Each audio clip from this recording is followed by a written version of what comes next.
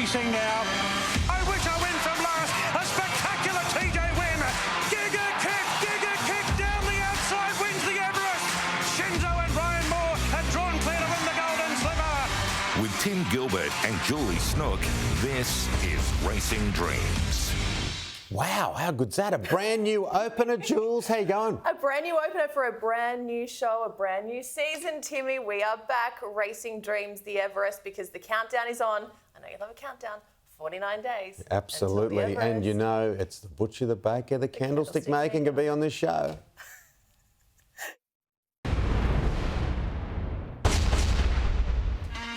We catch up with Joe Pride as he eyes 2 Everest slots this spring. Yeah, we're live to Arrowfield Stud, the man that just missed out on the Munich Olympic Games. Of course, John Freya, ahead of the weekend stallion parade.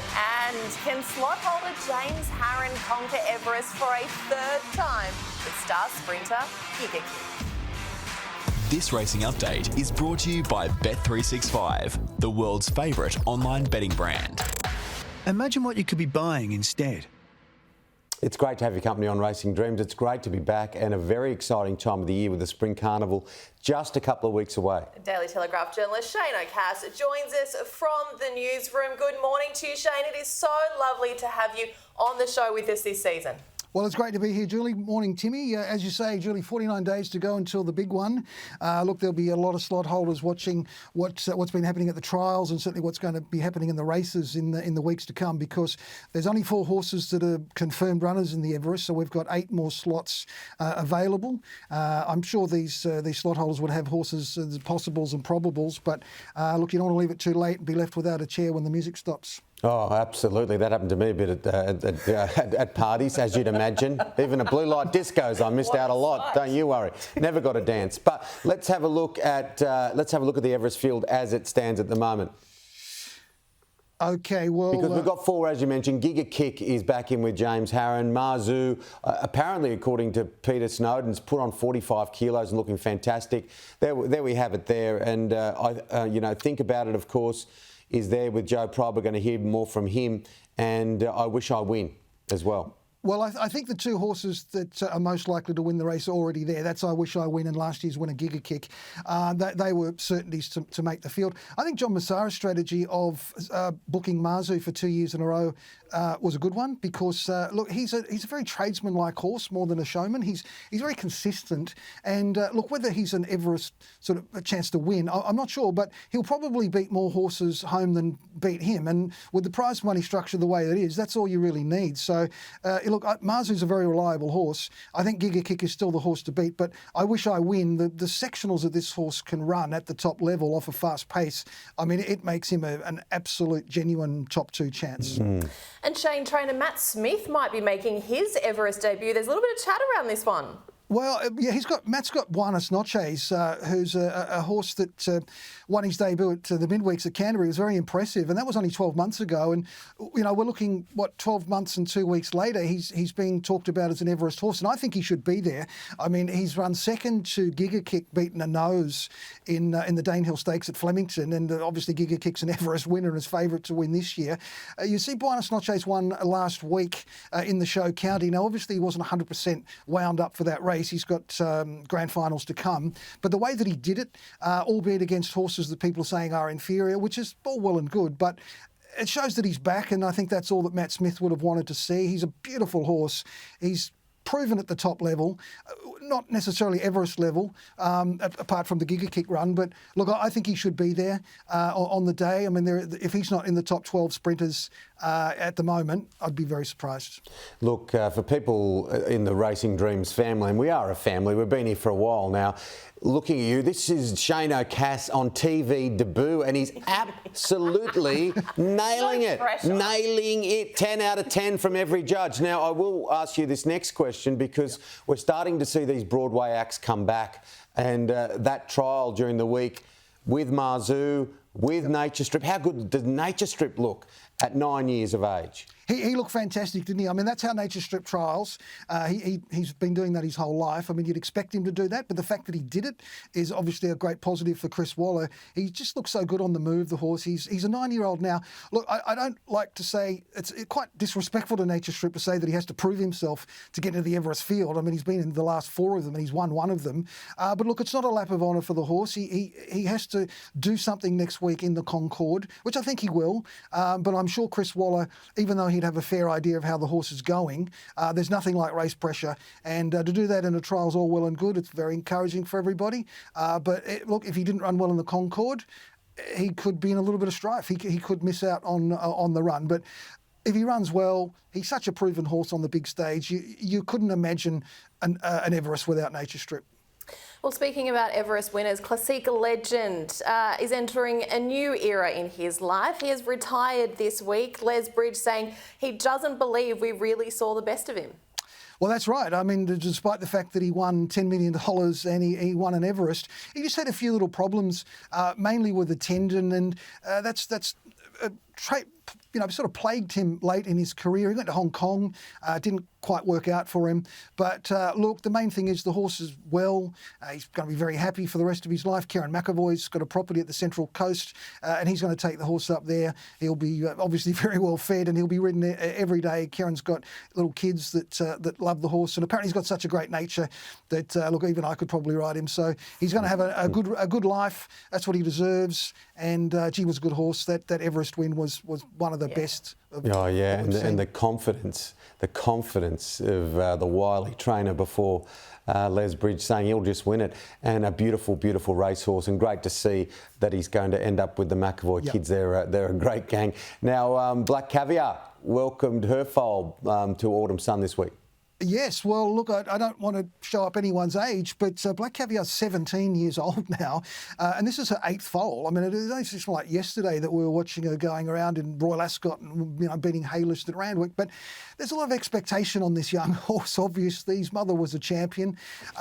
He's by the Autumn Sun, who's on his way to being probably a champion stallion. So a long way to go for this horse. I must say, she hasn't been a great producer so far in terms of she hasn't ever thrown one half as good as herself, but she wouldn't be alone there. It's very difficult for a mare. You only get one foal a year, and to be a stakes winner is not easy. So look, he's got every chance in life. He's in a good system. He'll have a great trainer. He's obviously a good little type with a great pedigree. So look, let's wish him well. If he'll be the most talked about horse already, and who knows, maybe one day he'll be racing against Winx's foal. So that'd be something to see. You just never know. Shane O'Cass, an absolute pleasure to have you on the show. What a debut from you. Well done. Thank you so much. Too kind. Have a great day, everyone. Nailed it. This racing update is brought to you by Bet365, the world's favourite online betting brand. Imagine what you could be buying instead. The Joe Pride trained sprinter, think about it, has won his last 7 starts, including 2 Group 1s. So it's no wonder Newgate Farm was quick to secure the gelding in their newly acquired slot for the $20 million Everest. It is shaping up to be an exciting spring for Pride Racing, who has an influx of new horses in the stables, Timmy, and we caught up with him for Racing Dreams.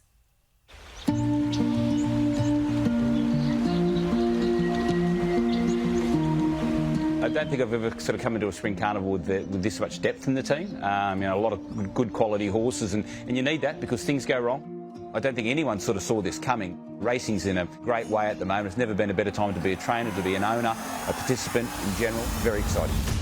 Rockfire, think about it, taking over from Rockfire. Hawaii 5-0, the next one, latest Worthless Dame, but in front, think about it, and think about it's won the straight run. Yeah, look, he's an interesting horse. He's come out of a winter carnival with a couple of Group 1s under the belt, and he's still only had the 10 starts. He's a really exciting horse. He's been very strong closing off his races, and you tend to think in a high-pressure Everest he'd be well suited.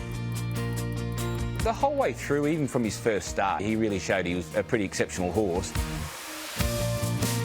He's gone within a 12-month period from winning that maiden at Kembla as basically a 4-year-old to within 12 months winning 2 Group 1s, which is, I'm not saying it's unheard of, but it's pretty rare. He's a very tough horse. He cops his racing really well. In that period from, I think it was late October to when he went in the paddock after Stradbroke, he only had 2 weeks in the paddock. These good horses just do things that the average horse can't do. He's shown a toughness, a resilience and brilliance, all in the same mix. It's a rare blend of really good qualities.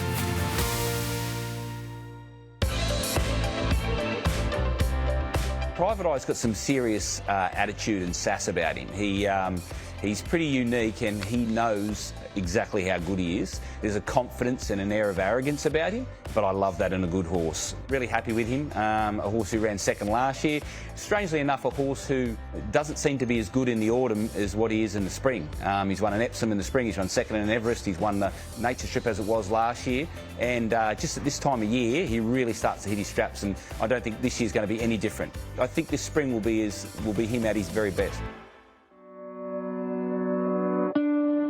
Eduardo's turned 10 this year, but you wouldn't know it looking at him. He's in great order. It's a sad day when he retires, but also I'm realistic about it, and when he needs to retire, I will. But there's certainly no reason on what we've seen from him since he's come back that he's anywhere near retirement, to be honest with you. He's fit, he's well, he's very sprightly. He's got fantastic genes, I would suggest. He's kind of like that 50-year-old guy that can do 1,000 push-ups and make the young guys look silly. He's a supreme athlete with an attitude to match. Let's be fair, it's the tail end of his career. The Concord is a race he's won the last couple of years. He's going to head there. Can't wait. It's $1 million race now, and I'm not sure how many 10-year-olds have won $1 million races, but if there hasn't been one, we'd like to be the first. Nice. Eduardo, 10 years of age, and he just looks like a pony in the yard there. Thank you, Joe. It's always lovely to catch up with Joe Pride and the team. It is a big weekend for the team at Arrowfield Stud this weekend with the 2023 Stallion Open House getting underway within the hour. Joining us now is a wonderful man, good mate of ours, Arrowfield Bloodstock Manager John Frey. How are you, John? Good morning, Tim. Good morning, Julie. Great to be with you. John, it looks picture perfect there today for the Stallion Parade. People are arriving, of course, it gets underway within the hour. How's it all feeling there on the farm? Yeah, everything's great. It's a glorious morning here. It's a little bit chilly early on, but fabulous now, and people are starting to stream in. We're probably expecting, I think, about 500 people here today, so we'll be welcoming all our clients and friends and showing them our stallion roster. Yeah, I'm a bit envious as well, and the famous Arrowfield charcuterie plate will be there somewhere. It'll be there. Well, it had to come out at some point, didn't it? Now, this is the first time. I'm going to duck up there soon and take a look at Hitotsu. Very impressive, and it's the first time you'll be parading him. Absolutely, yes. We've got some of his previous owners here staying with us, and we'll be delighted to show him to all our friends and clients here today. He looks fantastic. He arrived in good order, and he looks magnificent. He's done so well since, and we'll be proud to show him to all our people here today. There is a bit of a father and son theme on the roster there at the moment. Snitzel and Showtime, Dundeel and his son Castelvecchio, Hitotsu and Maurice. Well, it is a bit of a theme. I mean, it's something that I guess we always figure we can't have too much of a good thing, and having Castelvecchio and Dundeel and now Hitotsu and Morris it's fantastic. And this is the first time that in a couple of years that people have seen Morris at the parade, because last year he was a little late arriving with some travel disruptions, so people will see him, and in that time, obviously Hitotsu's won 3 Group 1s and is standing at stud beside him, so it'll be great to show them off one after the other. Tell us a bit more about some of these stallions. They're really some brilliant names in there. Well, there is, and I think one of the horses that people are going to be excited to see again this year is the Autumn Sun, who seems to be on his way to stardom. He had a great winner last week, as we saw with Autumn Ballet. He's got Tutta La Vita in today in the up-and-coming stakes. We've got Her Connection staying with us as well, so we'll be all excitedly watching that this afternoon on the TV. But he's a horse that looks like he's sort of destined for really big things, the Autumn Sun. And of course, he was such a great racehorse, ridden by Kieran McAvoy, who's sending him some mares himself, which is great. But he's a horse that has let down amazingly well. He looks absolutely superb. superb. And every day that goes by, we look at him and we think he looks more like Redout's choice as things go along, and he's hopefully take the mantle from him and Snitzel as well. Also news this week, John, that champion mare Winx will visit the mighty Snitzel this breeding season. Yes, yeah. I mean, what a fantastic mare she was, and it's so exciting to have her and Black Caviar visiting Snitzel again this year. He's been a magnificent stallion, of course. He's been 4-time champion sire, 4-time champion 2-year-old sire, the Golden Slipper winner again this year. So he's a magnificent stallion, and he should be the perfect match for Winx, we thought. You know, she was a horse that was capable of almost anything, but with the Snitzel speed infused into it, fingers crossed that she'll produce something maybe nearly as good as herself.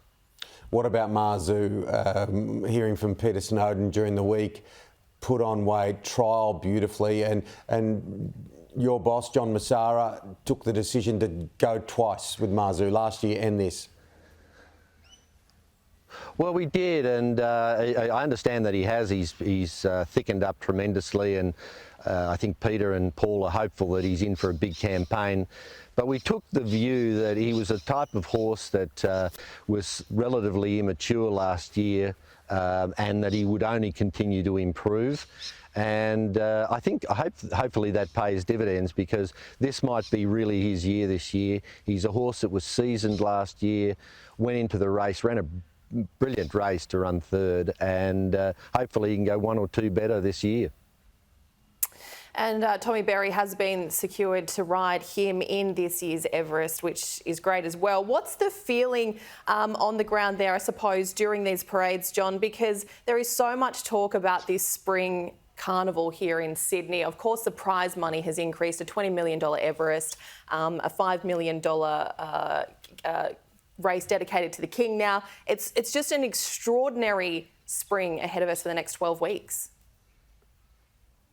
It's fantastic, isn't it? I mean, the prize money that is on offer, as you mentioned, with the Everest and the new King Charles III Stakes, it's fabulous. But there are so many other races that are worth such good money, and it's very encouraging for breeders when these sorts of races are on offer, whether they be commercial breeders, you know, those that breed to sell, or people that are just breeding to race a horse themselves. I mean, you can come and you've got access to stallions such as ours and the other farms around, but for relatively inexpensively, you can breed a racehorse that is capable of winning, you know, as we said with Classic Legend, $10 million. You know, he was bred off, I think, a $40,000 service fee. So it's a ticket in the lottery, but it's a great opportunity, and there's a lot of excitement around when people are looking at our stallions and contemplating whether they'll match with their mare or mixing the bloodlines and things like that. So these sorts of days are really exciting for ourselves and for all our customers. Yeah, and it's a sparkle, beautiful blue sky at Arrowfield, which is one of the great spots on earth. And of course, when you think Sydney Carnival, Melbourne Carnival, we are the envy of the world. Good on you, John. Thank you. Great to be with you guys. Have a good day, John. Wishing you and the team all the best. Stay with us. Coming up, he has locked in his Everest contender off the back of last year's victory. We'll check in with James Harron, who is eyeing the $20 million prize with star sprinter Giga.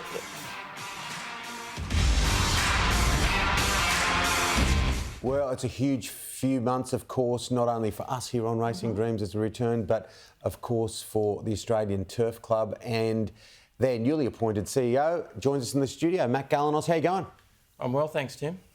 Matt, this role has been described as one of the most coveted positions in Sydney sports administration. No pressure. Congratulations. How does it feel to have this new role?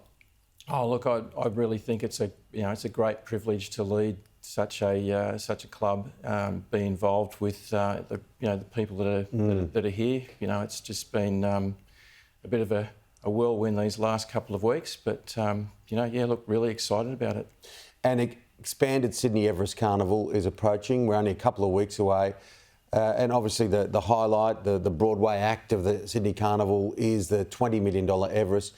Sydney Spring has just gone to a whole new level, hasn't it? It's fantastic. Absolutely, and you know, I guess, you know, full credit to Peter V'landys and Racing New South Wales for coming up with the Everest concept. You know, I think initially it was greeted with a little bit of suspicion as to whether it would actually work as a concept with slot holders and owners combining to, you know, to create the field that actually runs in the race. But look what it's become in such a short time. It's amazing. I remember working on the coverage at the very start, the very first Everest, and there was this real conversation around what has he done? What has he signed up for? What are we about to see? Is this going to be a success?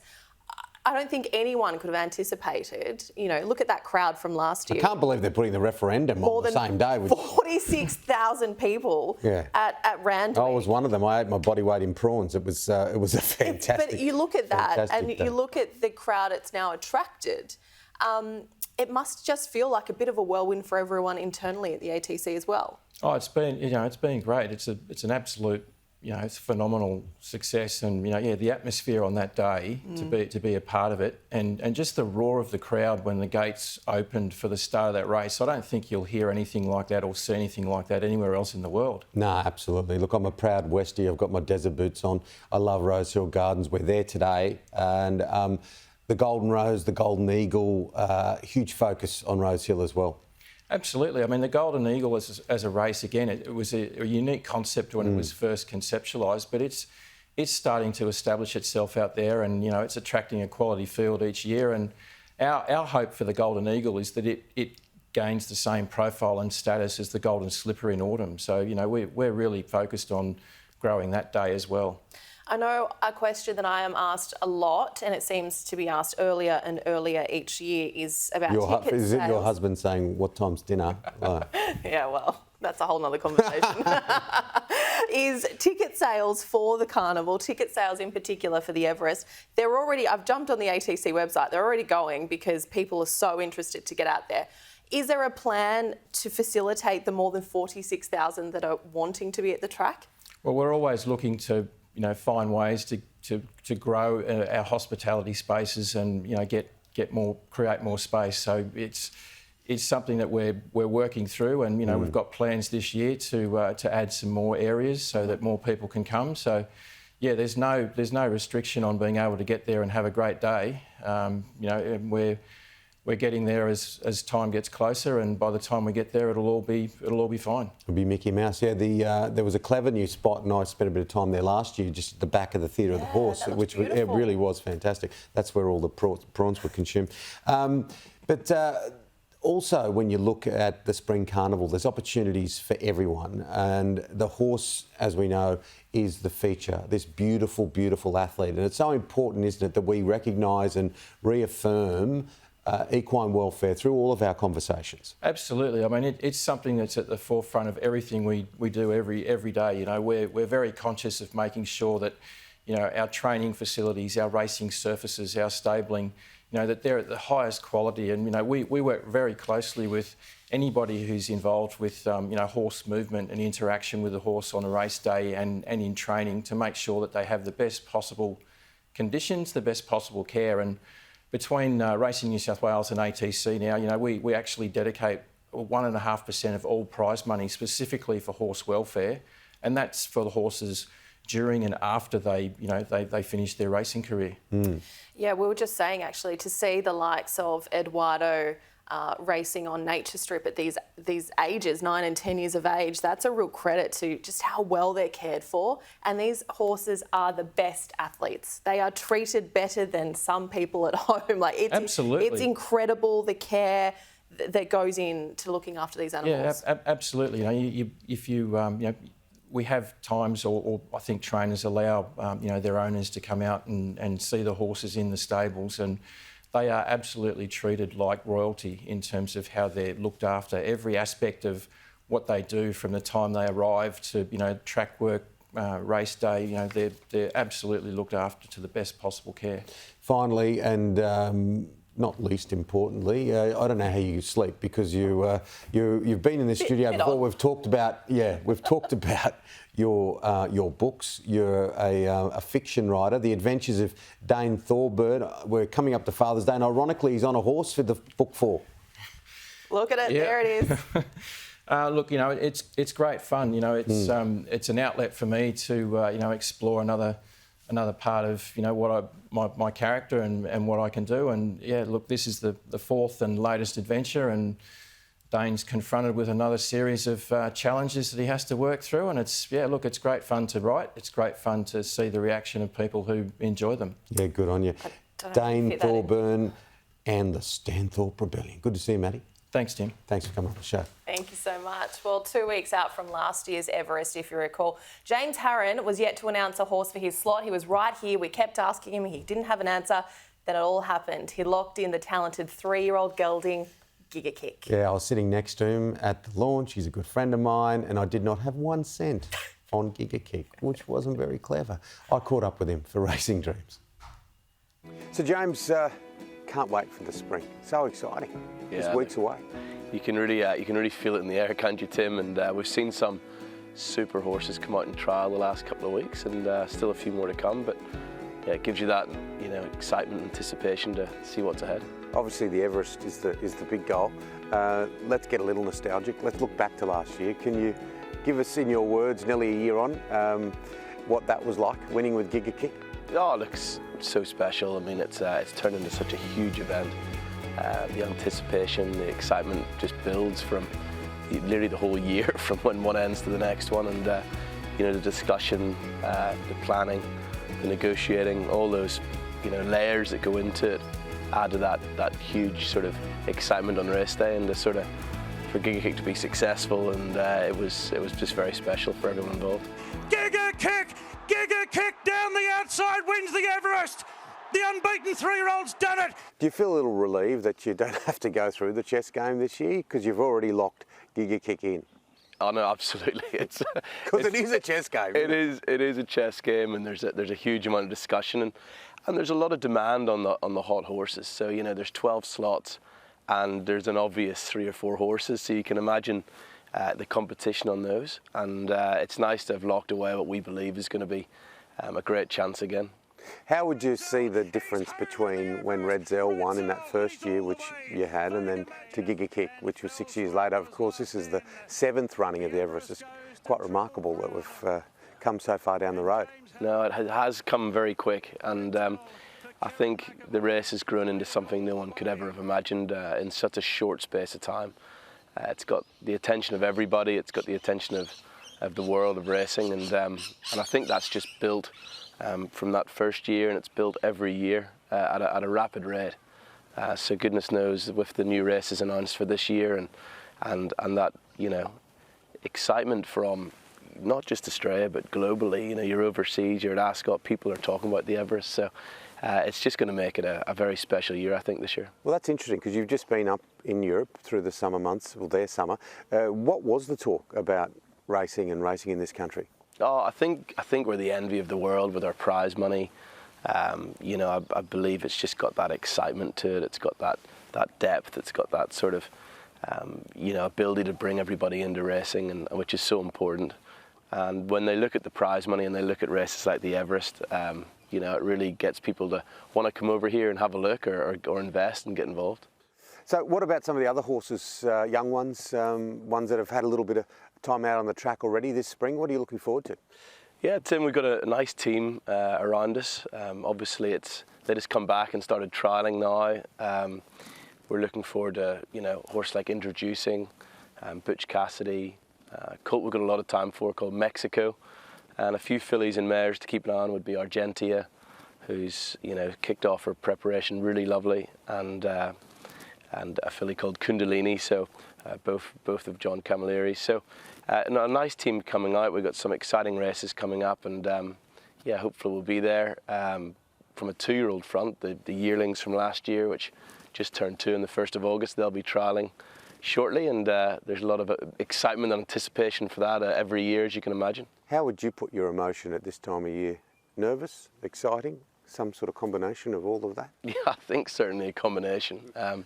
You start off, it's like a football team, and you start off with an exciting group, and you've got to hold them together and hope that they come up and trial well and then take it to the races. So there's a lot of boxes to tick, but you just got to keep them happy and healthy, and and being with the right trainers and be with the right riders, and then give yourself every opportunity, and then hope it happens.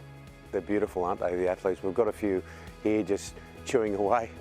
They almost relax you when they're eating. They do. I mean, they're just a wonderful animal to be around, and just finished doing the pony club at the weekend with the kids, and it's lovely seeing all ages getting involved in animals and horses, and it's very good for their soul, and it's wonderful sport across all sectors. Does Giga go back to back? Let's hope so. Fingers crossed. Absolutely. That's all we can do. Good luck, James. Thanks very much. Yeah, he's a good man, James Harron. And Mexico had a really good, you mentioned Mexico in the interview, had a really good win at Gosford on Thursday. A really good win. All right, well, stay with us. We are catching up with trainer Björn Baker next as Overpass puts his name in the mix for yet another Everest tilt.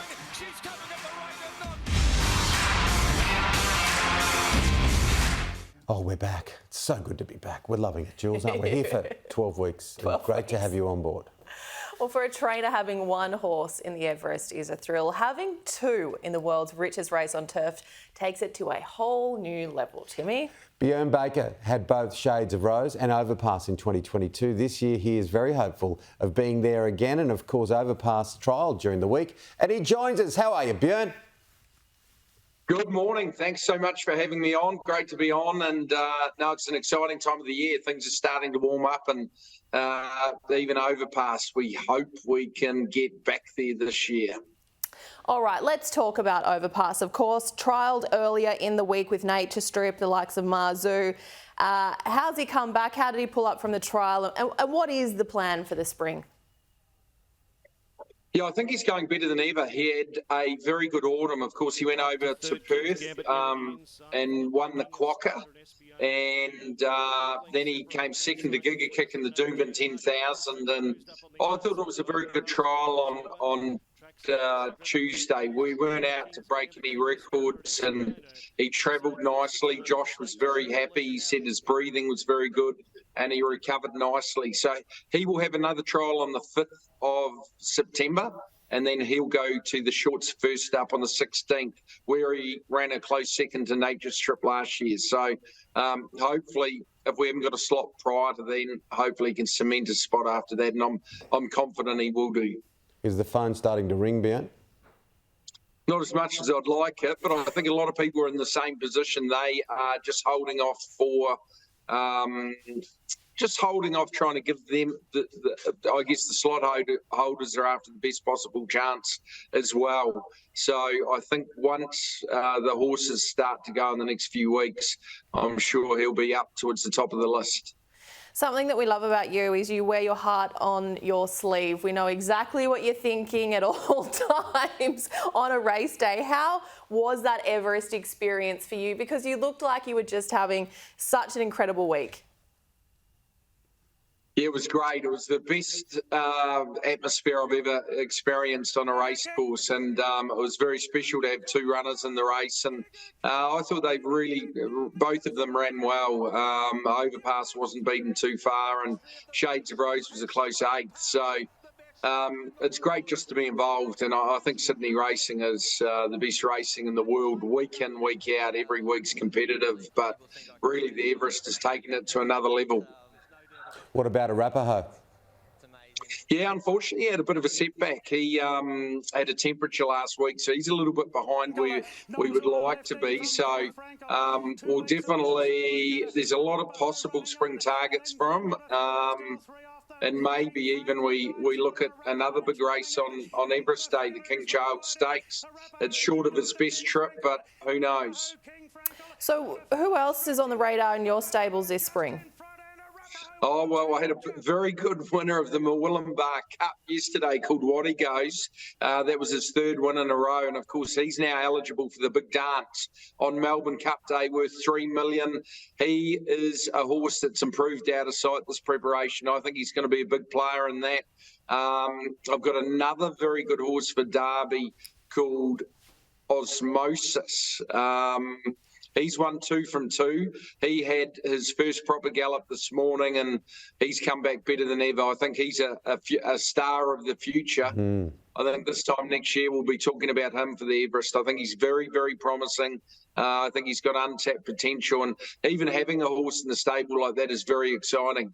And very encouraging during the week. I noticed on social media you've decided to let your New Zealand allegiance go and you'll be going for the Wallabies in the Rugby World Cup, which I thought was just wonderful from you, mate. Well, I actually had the All Blacks on up in the trainers' tower this morning. I think a few of the others really enjoyed them getting pummeled, and unfortunately there's a lot of South Africans at Warwick Farm too, and they kept, even though they were on the back of the horse, a lot of them, they knew the score better than I did. So, no, I think it's fair to say the Kiwis are in a bit of trouble, eh? Yeah, I wish they were in enough trouble to give us a Bledisloe Cup, unlike a couple of weeks ago. But, mate, look, exciting spring racing. We've got carnivals, 2 wonderful carnivals in both Melbourne and Sydney. What else could you wish for? And we'll be here on Racing Dreams every day for 12 weeks. Thanks for coming on. Thanks for having me on, and hopefully I can get one in the Everest and might get another star. I think your phone's going now, mate. Thanks, Björn. So. We'll see you soon. Well, it is a wonderful time of year for the industry. We are only weeks away from the carnival, and some of the very best horses are both trialling and starting to return to racing. It is also, as we've seen this morning, stallion parade season, including Godolphin's Victorian operation, where the recently retired Paul Laley is about to stand at stud. I travelled to Melbourne the other day and I caught up with Vin Cox, the CEO of Godolphin.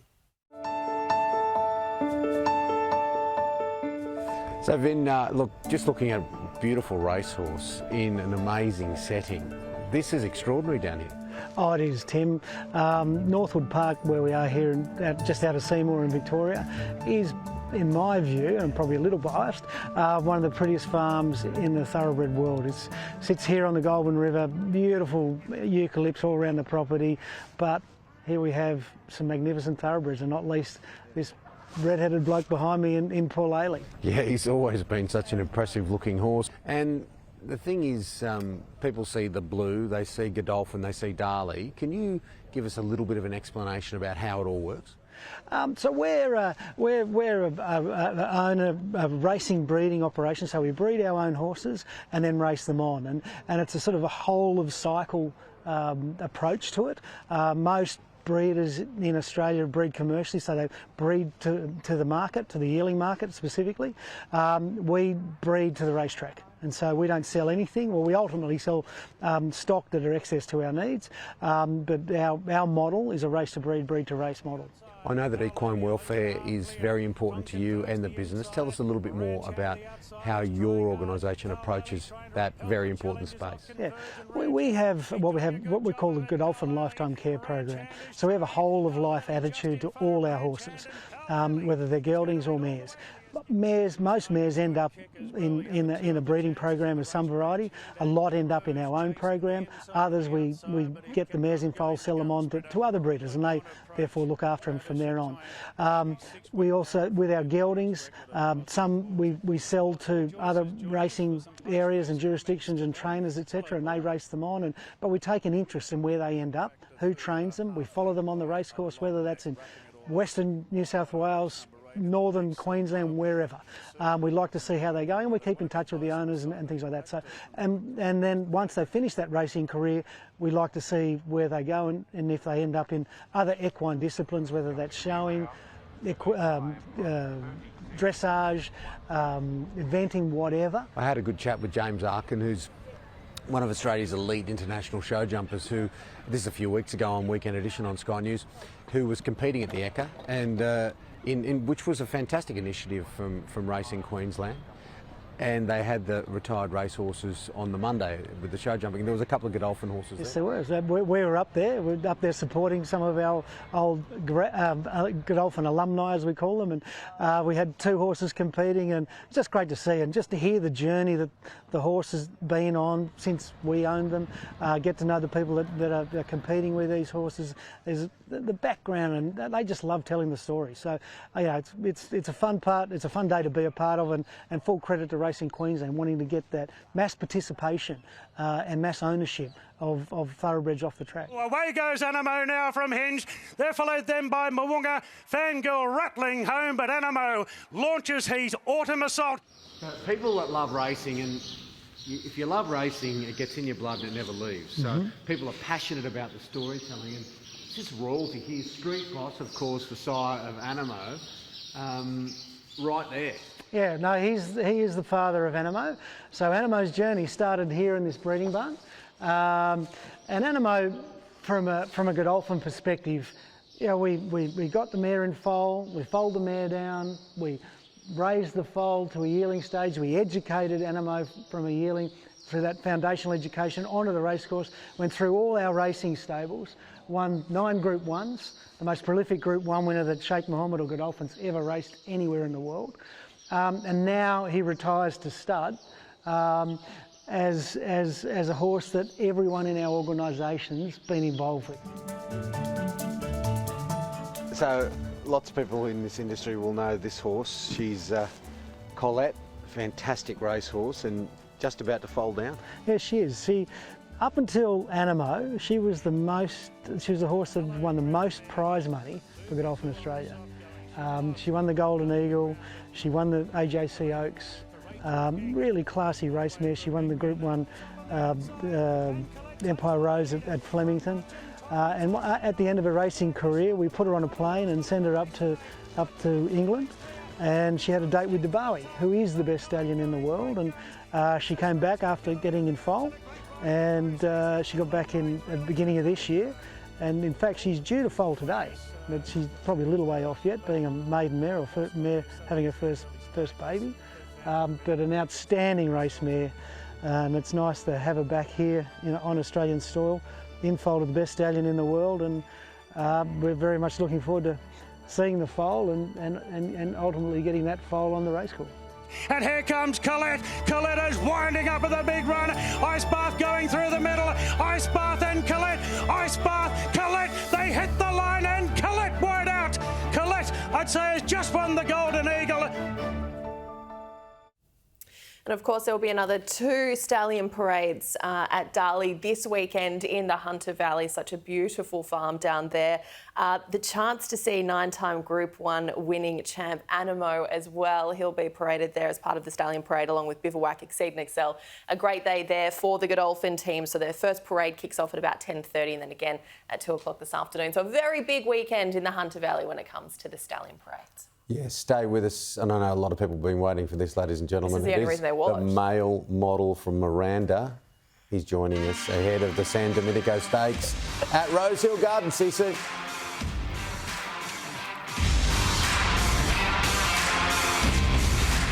Welcome back. You are watching Racing Dreams. It is time to introduce, really here's the star of the show, is the reason many people watch. And sorry, Timmy, it's not you. It is racing analyst Brad Gray. Good morning to you, Brad. Very kind words. Good morning to you guys. Great to be back, and haven't we been blessed with this weather? I know it's still winter, you wouldn't know at the moment, and it is absolutely shorts weather, so I've got the shorts on and hopefully we can find a couple of winners for the fun. Yeah. Any excuse to get the pins out. Yeah, he loves it, doesn't he? Just scaring all those people down there in the Shire. Now, what about San Domenico Stakes? This is a cracking race, bud. Yeah, it certainly is. So we saw the Rosebud a couple of weeks ago, and this is another important step for those 3-year-olds coming back. How good do these 2-year-olds leap forward into being 3? That's always the gamble. I'll tell you what, there's been some support for Corniche up the top. I was listening to you guys talking about Godolphin and their stallion roster at the moment. Well, they need a new breed to come through. We lost Animo. However, Corniche up the top, he is the top weight. He carries a bit of a penalty for what he did last preparation, but he went to the paddock, a last start winner, and the horse he beat was Shinzo. And we saw what Shinzo did thereafter. He won the Golden Slipper. So the stable been patient with him. I like the way that he's trialled ahead of his return, but I don't think it's as cut and dry as just following the market. I know he's been heavily backed, but if you want one at a bit of odds, and I know you're like a roughie, Tim, I think General Salute runs a bit of a race there, and the last time I looked, he was about $26, so he might be the forgotten runner. Race 7, we've got the up-and-coming stakes. Who are you liking? Yeah, I like NCAP here. So I know he's still a maiden, trained by Gary Portelli, but there wasn't a lot between NCAP and Le Von Pierre the last time they clashed. That was through the midweeks. They went around about $4 each, and now all of a sudden, Le Von Pierre is one of the favourites, and NCAP is being completely missed by the market. So it's not the most conventional thing to see a horse break their maiden in group company, but he has got a wicked turn of foot, this horse. We've only seen him a handful of times, and if he can get back and get the pace to suit up front, and the pace should be okay, looking at the likely pressure there up the front, I think he gets his chance to rattle home over the top. So at around $10, $11, $12, I think you can get. He might be a good gamble each way. I think he's here to make some kind of statement. Yeah, well, tell us the rest of your tips today. We can see them on screen. Smashing Eagle, Colino, Brosnan.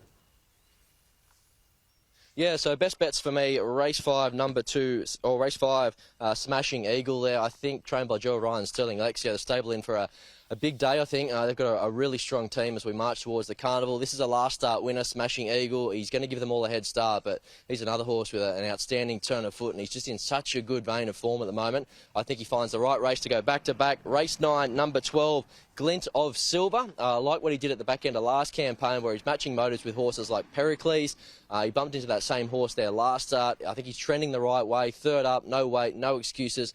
Rolls forward. He looks to have found the right race to get back into the winner's stall himself. Third up. And if you're looking for a roughie, and I know you always are, race 10, number 7, Brosnan. Now, he returns a gelding. He loves dry tracks. He gets that today. And you go to his first up run last campaign, where he bumped into Aft Cabin. A repeat of that. Goes mighty close in this. And again, he's going around at double-figure odds. Yeah, and Colino just was scratched. From race 9 there, so Glint of Silver in for Brad instead. Just quickly, Brad, before we let you go, the trials, the likes of Nature Strip starting to come back. Marzu Overpass all trialled this week. What did you make of that? I guess there's a lot of focus, particularly on Nature Strip. Yeah, it's all heading up, isn't it, as far as the Everest goes? We've only got 4 spots locked in, so there's 8 up for grabs. I think a lot of slot holders at the moment are just keeping their powder dry and just assessing what these 3-year-olds do as they come back. We know that they have a big weight advantage, but Nature Strip, he put his hand up there, didn't he, at the trials, just to say, don't you forget about me. I know I'm a little bit long in the tooth now, and I didn't have the best campaign last time back, but he does have a history of proving his doubters wrong. And listening to James McDonald throughout the week, he seems pretty bullish that the old boy's going as well as ever. So wouldn't that be a fairy tale if he came back and made some kind of statement? Marzu, he looks to have trialled particularly well. Even Lost and Running put his hand up there and suggested, don't be too quick to forget about me either. So a few of those old hardheads are just serving us as a little reminder that they might not be done just quite yet. Thanks, Brad. We'll catch you next week. Thanks, guys. And thank you, of course, to our sponsors, Racing New South Wales, Arrowfield, Bet365. What a cracking first show. Yeah, Godolphin, New Haven Park, they're all on board. It's great to be back for Racing Dreams. See you next week. See you next week.